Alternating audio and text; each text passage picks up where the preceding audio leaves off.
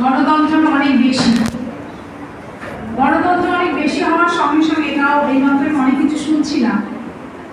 আগে যেমন শিক্ষকরা মাধ্যম আমরা বাড়িতে গিয়ে বলতে পারতাম, এখন শিক্ষক যদি কোনো বাচ্চাকে আস্তে করে একটু কানটাও মরা দিল, পরের দিন সকালবেলায় এসে কেন হলো এই প্রশ্ন পড়াতে কি হচ্ছে, স্টুডেন্টের মধ্যে উদ্ধত্ত বাড়ছে।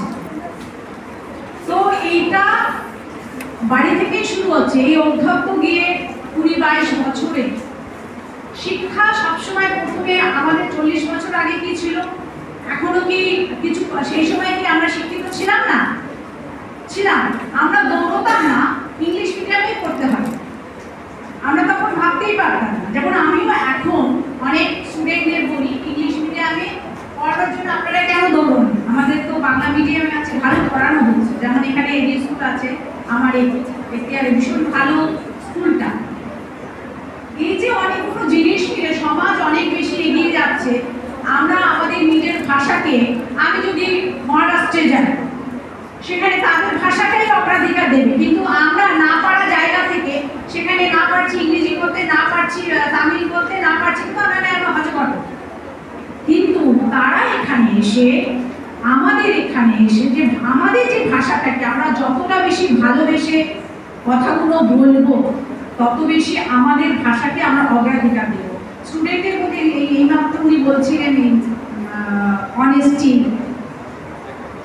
তারপরে তার কনফিডেন্স থাকতে হবে যে স্টুডেন্টদের কি বলছে, সবকিছু কোথায় হচ্ছে আমাদের একটু পেশেন্স নেই। মা বাবার পেশেন্স নেই বলে স্টুডেন্টদের মধ্যে পেশেন্স তৈরি হচ্ছে না। আমি আসলে সামাজিকভাবে ভীষণ ঘোরা মহিলা, প্রচন্ড গ্রামগঞ্জ ভীষণ ঘুরেছি 30-35 বছর ধরে। আমার অভিজ্ঞতায় বলছে যে কোথা থেকে ফোন, একটা স্মার্টফোন, সে তার বাড়িতে হয়তো খাবারও সেটা নেই, তার বাড়িতে এখন যে রাজ্য সরকার যে ফুডটা দিচ্ছে সেটাই তার কাছে নেই। আমরা গ্রামের লোকদের আগে দেখতাম 6টায় উঠে পড়ছে, 5টায় উঠে পড়ছে, তার বাবা মারা পান্তা খেয়ে তার মাঠে চলে যাচ্ছে। এখন সেই মা বাবা তার বাচ্চাটিকে স্মার্টফোন ধরিয়ে তার পাশে বসে আছে, সেই ফোনে কি হচ্ছে সেটা। এবারে আমার একটা ছোট্ট অভিজ্ঞতা একটু বলতে হচ্ছে। আমরা গ্রামে খেলাধুলো করার জন্য, স্পোর্টস করার জন্য গেছিলাম। আমরা এটা যাই, বছরে 3-4 বার আমরা যাই। তো আমি গিয়ে দেখলাম আমরা ঢুকে গেছি মাঠে।